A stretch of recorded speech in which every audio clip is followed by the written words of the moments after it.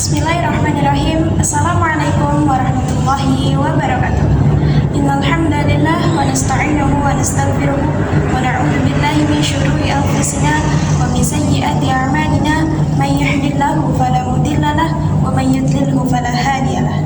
Asyhadu an la ilaha illallah wa asyhadu anna Muhammadan abduhu wa rasuluh. Rabbi shrah li sadri wa yassir li amri wahlul 'uqdatam min lisani yafqahu qawli. Halo teman-teman semua, perkenalkan nama saya Siti Manhatusania, biasa dipanggil Nia. Saya adalah mahasiswa Universitas Islam Berbangsa Karawang, program studi pendidikan agama Islam, Fakultas Agama Islam. Dan saya adalah anggota kelas PAI 1D dengan nomor POM mahasiswa 2510631110141. Dan di video ini saya akan menjelaskan tentang perbedaan ilmu hadis riwayah dan ilmu hadis dirayah. Namun sebelum kita masuk kepada pembahasan inti, yaitu membahas tentang ilmu hadis riwayah dan ilmu hadis dirayah, saya akan sedikit menjelaskan tentang apa itu ilmu hadis. Jadi, secara umum, pengertian ilmu hadis adalah al-qawaid al-mu'arrifah bihalir rawi wal marwi, yaitu kaidah-kaidah yang mengetahui keadaan perawi dan yang diriwayatkan. Lalu, siapa itu perawi? Apa itu marwi? Nah, perawi ini adalah orang-orang yang membawa, menerima, dan menyampaikan hadis dari Nabi. Jadi, perawi ini adanya dalam sanad. Dan kemudian marwi ini adalah isi hadisnya atau redaksi hadisnya. Nah, marwi ini adanya dalam matan. Lalu apa itu sanad? Apa itu matan? Nah, sanad sendiri adalah mata rantai para perawi hadis yang nantinya sampai kepada matan hadis. Kemudian apa itu matan? Nah, matan ini adalah isi hadisnya atau redaksi hadisnya. Jadi perawi ini adalah orang yang mendengar hadis dari Nabi, kemudian menyampaikan kepada orang lain ini menyampaikan lagi kepada orang lain, dan seterusnya. Itu yang disebut dengan perawi. Nah, perlu diingat bahwasanya sanad dan matan ini menjadi rukun dalam sebuah hadis. Jadi, tidak bisa hadis dikatakan sebagai hadis kalau tidak ada sanadnya. Begitupun dengan matan, kalau tidak ada matan, hanya sanadnya saja, hanya perawinya saja, itu tidak bisa dikatakan sebagai hadis. Jadi keduanya harus selalu beriringan. Oke, selesai tentang pembahasan ilmu hadis. Kita masuk kepada pembahasan inti, yaitu ilmu hadis riwayah dan ilmu hadis dirayah. Oke, yang pertama adalah ilmu hadis riwayah. Jadi ilmu hadis riwayah ini adalah ilmu hadis yang mempelajari tentang segala perkataan Nabi, perbuatan Nabi, kemudian persetujuannya, batasan-batasannya, dan segala ketelitian dalam redaksinya. Itu yang dipelajari atau dibahas dalam sebuah ilmu hadis riwayah.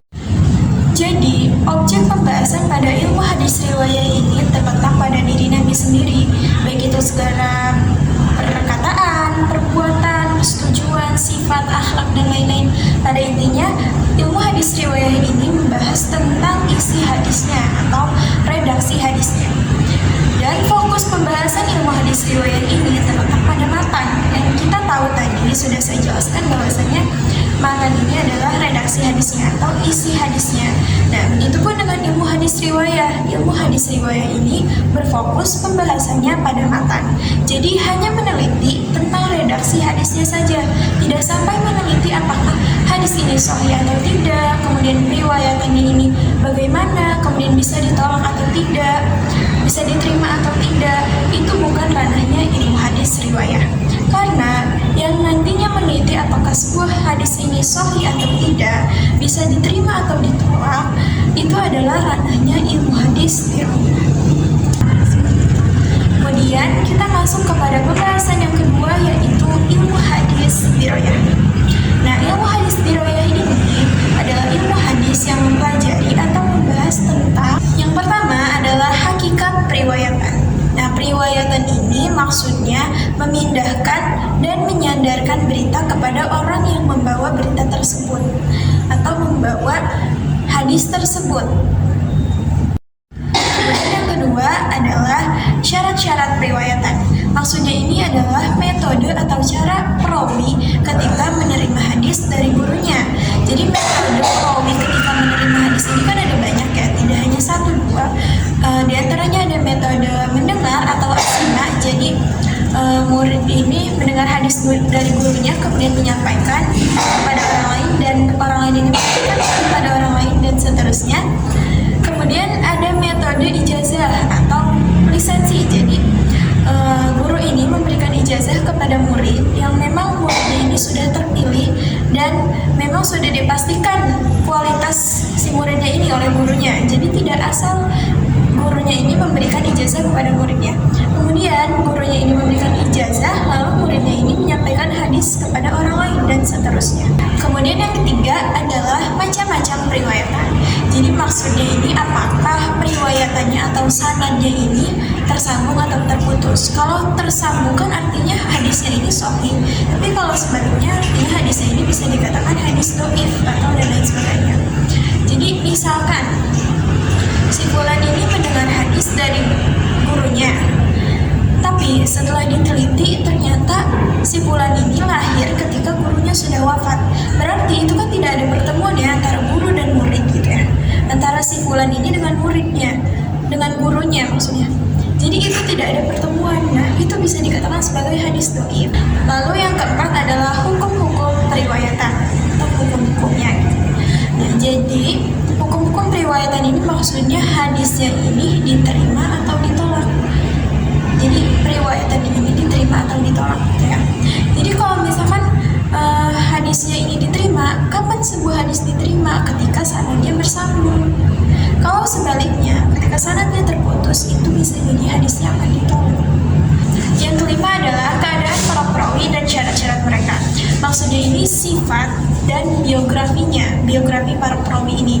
Jadi kalau kita mengetahui tentang sifat para perawi atau biografi para perawi ini, jadi mengetahui apakah perawinya ini sifatnya adil atau tidak, kemudian periwayatannya janggal atau tidak, kemudian biografinya bagaimana, siapa guru-gurunya, siapa murid-muridnya, itu yang menjadi pembahasan juga pada ilmu hadis dirayah.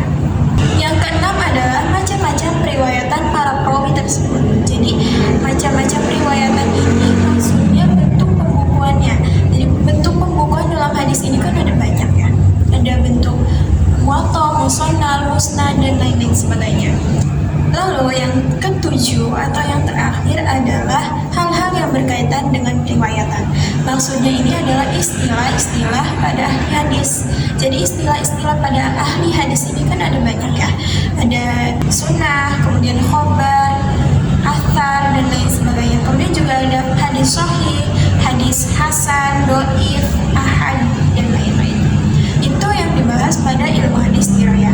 Jadi pada intinya ilmu hadis dirayah ini membahas tentang periwayatannya, bagaimana keadaan perawinya, kemudian biografi perawinya, ini yang dibahas pada ilmu hadis dirayah.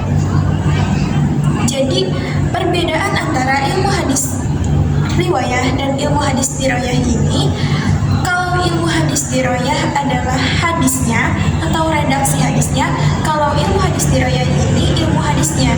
Jadi ilmu hadis dirayah ilmu hadis riwayah hanya membahas tentang redaksi hadisnya, bagaimana isi hadisnya itu, tidak sampai membahas tentang sanadnya atau perawinya, para perawi yang menyampaikan hadis tersebut. Nah, kalau ilmu hadis dirayah ini membahas tentang perawinya, jadi bagaimana sifat perawinya dan lain sebagainya.